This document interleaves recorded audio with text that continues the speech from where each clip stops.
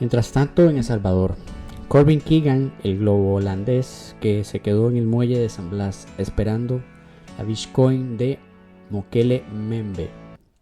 Solo en el olvido, solo con su espíritu, solo con su amor el mar, solo en el muelle de San Blas. Su cabello se blanqueó, pero ningún barco su Bitcoin le devolvía. Y en el pueblo le decían el gringo del muelle de San Blas. Bueno, esta es una pequeña adaptación, parodia, del muelle de San Blas de la agrupación Maná, por si las dudas. Así arrancamos con un nuevo episodio de Bukele, Ángel o Demonio, parte 3. Recuerden, camaradas, apoyar el video con su like, suscribiéndose, compartiéndolo. Muchas gracias. La adopción del Bitcoin en El Salvador 2021-2025 concluyó con su retiro como moneda de curso legal. Tras un fallo generalizado en adopción y uso, sumando pérdidas millonarias y presiones del FMI, la población prefirió el dólar ante la alta volatilidad de la criptomoneda, con menos del 3% del uso regular y promesas incumplidas como la Bitcoin City. Puntos clave del fracaso: adopción ciudadana mínima. A pesar del incentivo inicial de $30 en Archivo Wallet, la mayoría de los salvadoreños rechazaron la criptomoneda prefiriendo el dólar. Volatilidad y pérdidas. La Reserva Nacional de Bitcoin sufrió la volatilidad del mercado, con reportes que indican pérdidas o menor valor de la cartera frente a la inversión inicial. Condición del FMI. El retiro del Bitcoin como moneda obligatoria fue una de las condiciones impuestas por el Fondo Monetario Internacional para otorgar préstamos. Uso en remesas casi nulo. El uso de Bitcoin para el envío de remesas fue sumamente bajo, apenas alrededor del 1%, contradiciendo la expectativa de menores costos. Paralización de proyectos.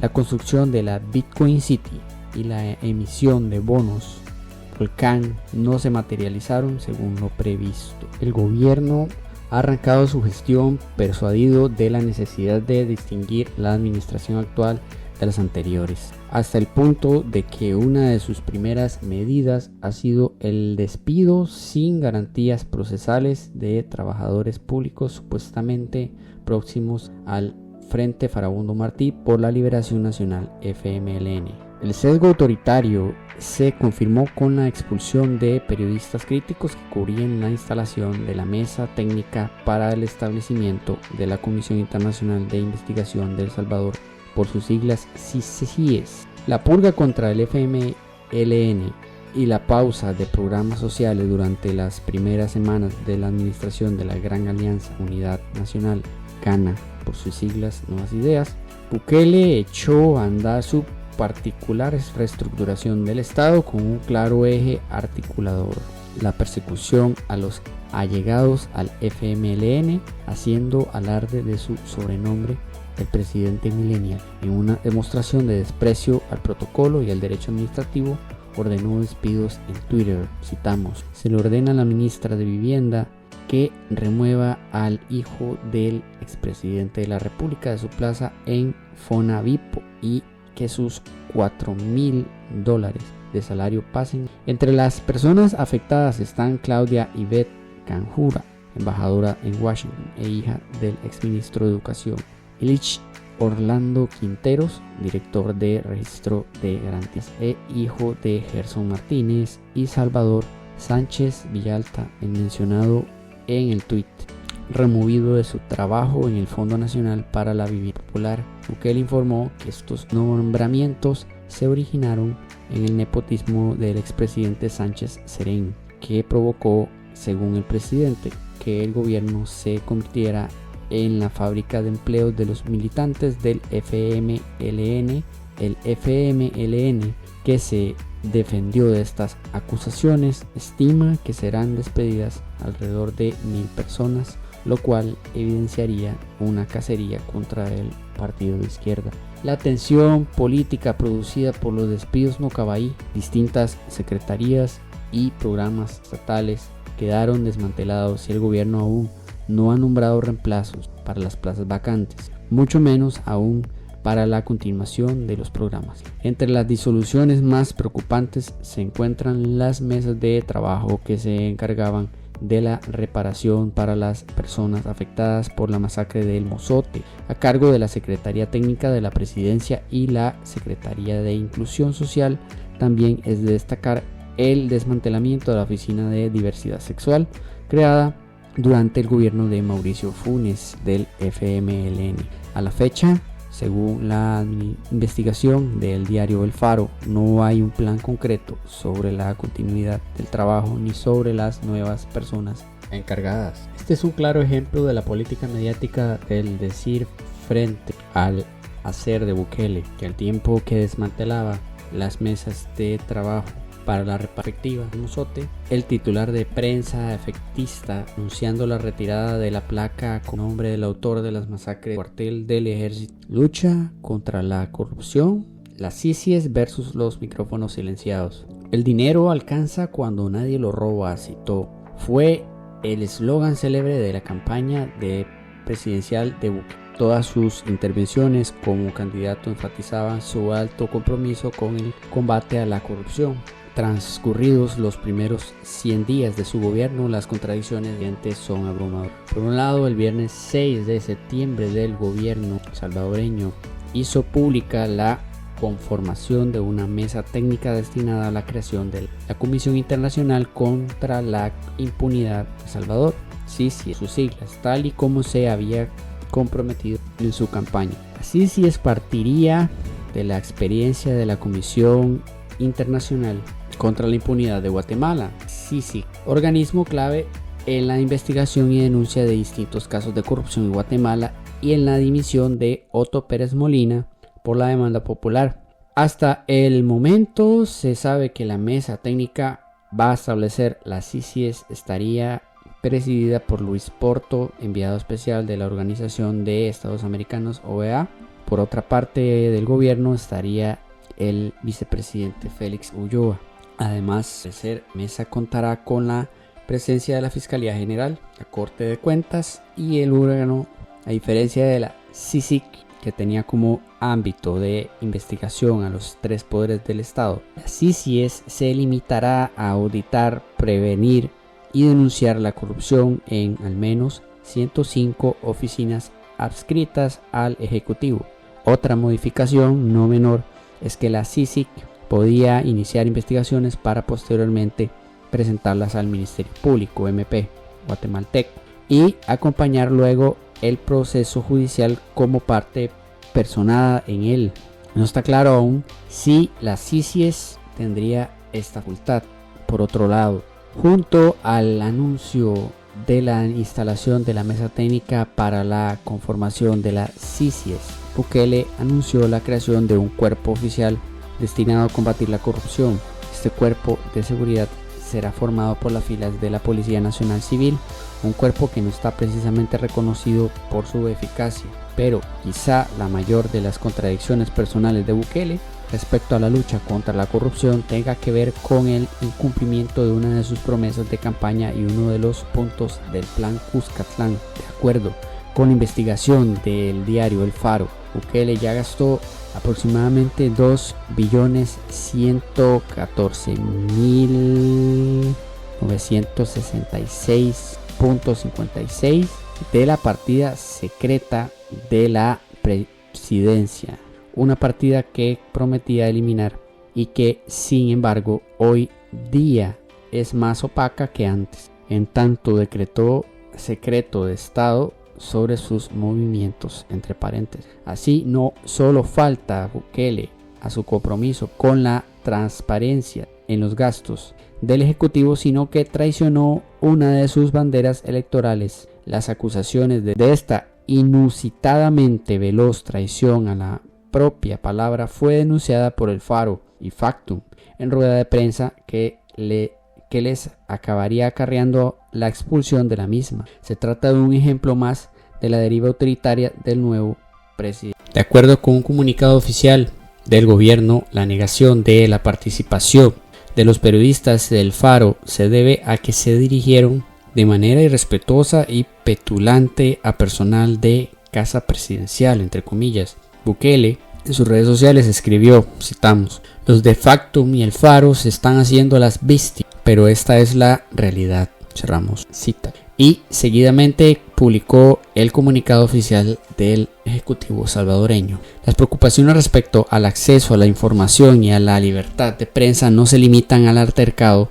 entre el Ejecutivo y los medios virtuales mencionados anteriormente. De acuerdo al editorial de la Asociación Radiodifusión Participativa de El Salvador, por sus siglas ARPAS, las restricciones a la libertad de prensa, discriminación de periodistas y medios, falta de acceso a la información pública y linchamiento digital contra críticos de la gestión gubernamental han sido la constante en lo que va de la gestión del presidente Nayib Bukele. Además, distintos medios de comunicación resaltan que en las conferencias de prensa del Ejecutivo no se atiende a la mayoría de preguntas de los y las periodistas y se concede exclusivamente la palabra a los medios que son, entre comillas, condescendientes con el gobierno. ARPAS calificó esta conducta de autoritarismo presidencial, entre comillas.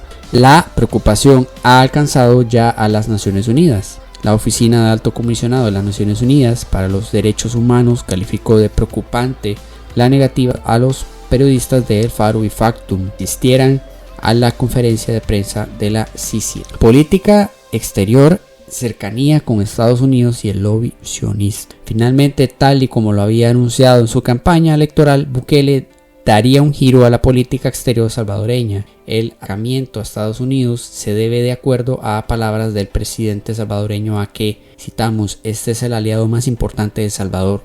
Otros encuentros con funcionarios del gobierno estadounidense no han sido publicados por el Ejecutivo salvadoreño, cuestión también denunciada por distintos medios de comunicación. Las declaraciones oficiales establecen que los temas tratados en las reuniones tienen que ver con el flujo migratorio de personas salvadoreñas hacia Estados Unidos, el estado de personas aumentadas en ese país y temáticas sobre seguridad. Otro aspecto importante corresponde a la cercanía de Bukele con el sector evangélico y el lobby sionista. De acuerdo a las declaraciones del presidente salvadoreño en el Encuentro Nacional de Pastores, Líderes y Empresarios con Visión País, distintos pastores se acercaron a él para comunicarle que, citamos, Dios le había dicho que él sería alcalde de la capital, presidente de El Salvador y contará con otro cargo que aún no se le será revelado. Señor presidente Nayib Bukele,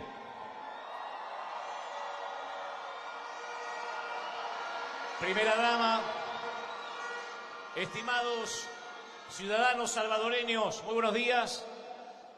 En la víspera de esta nueva temporada en El Salvador, me gustaría pedirles que tengan a bien, independientemente del credo que profesemos cada quien, inclinar nuestras cabezas en oración como señal de reverencia, porque dice la Biblia: si mi pueblo se humilla y ora y busca mi rostro y se arrepiente de su mala conducta, escucharé desde el cielo, perdonaré sus pecados y sanaré su tierra. Así que hoy pedimos la bendición para el presidente, su familia, los miembros del gabinete, la Asamblea Legislativa, el Tribunal Supremo y todos los que son responsables en el liderazgo de esta nación. Y ahora, República del Salvador, me gustaría volver a bendecirte con esa promesa que Dios le diera a Moisés y a su pueblo. Si ustedes obedecen los mandamientos que les he dado, serán el pueblo favorito de toda la tierra.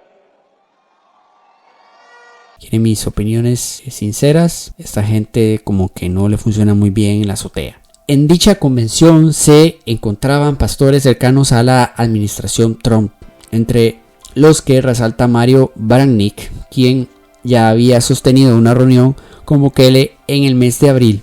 Branik ha sido clave en el lobby sionista en Estados Unidos y también en América Latina. Se le atribuye, entre otros logros personales, el traslado de las embajadas de Estados Unidos y Honduras a Jerusalén. La cercanía de Bukele con el sector evangélico se hizo explícita en diciembre de 2018, cuando hizo público su compromiso con la creación de una Secretaría de Valores que pretendía acompañar el trabajo de las iglesias evangélicas. Ese mismo evento mostró a Bukele arrodillado y ungido por los pastores que allí se encontraban, acto en el que además se comprometió a una agenda conservadora respecto al aborto y el matrimonio igualitario. Llueve sobre mojado, ya que actualmente El Salvador ya cuenta con una de las legislaciones más punitivas contra el aborto, llegando al extremo de imponer privación de libertad a mujeres que sufrieron abortos espontáneos. Este es el panorama en El Salvador cuando, al cierre de su discurso de los 100 días, Bukele pidió a la ciudadanía salvadoreña que no le dejara solo, entre comillas. Su gestión deja a las claras que el ultrarreligioso presidente demanda fieles y no ciudadanos, seguidores leales y no salvadoreños informados y críticos. Cabe destacar que el pastor y conferencista argentino Dante Gebel ha mostrado apoyo público al presidente de El Salvador, Nayib Bukele. El presidente de El Salvador, Nayib Bukele, que además es un amigo y que me honró al invitarme en la toma de su posesión. Estoy feliz de que decretó que hoy es un día nacional de oración en el querido El Salvador. Destacando su gestión y orando por él, Gebel oró en la investidura presidencial de 2024, invocando bendiciones y la dirección de Dios para el país, expresando admiración por la transformación lograda, entre comillas, bajo su mandato. Entre paréntesis, en otro video hablaremos más sobre este pastor pentecostés evangélico y sus lazos sionistas. Esa especie de rey que teníamos antes, donde gobernaba todo, tenía la Asamblea Legislativa, la Corte de Cuentas, la Corte Suprema de Justicia, las alcaldías, las instituciones públicas, la Fiscalía. A mí no me parecía una cosa democrática.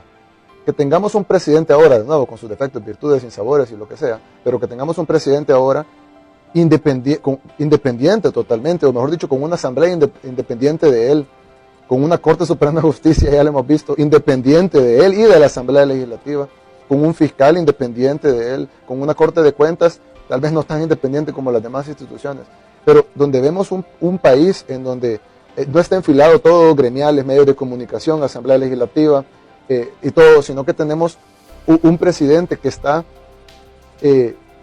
separado de la Asamblea Legislativa separada de la Corte separada de los demás entes controladores del Estado, donde la sociedad civil le reclama al presidente, donde cuando los diputados, no es labor de Funes necesariamente, pero... Recuerda suscribirte, soldado. Deja tu like y comentario, sígueme en mis redes. Nos vemos, camaradas. Patria o muerte, hasta la victoria siempre.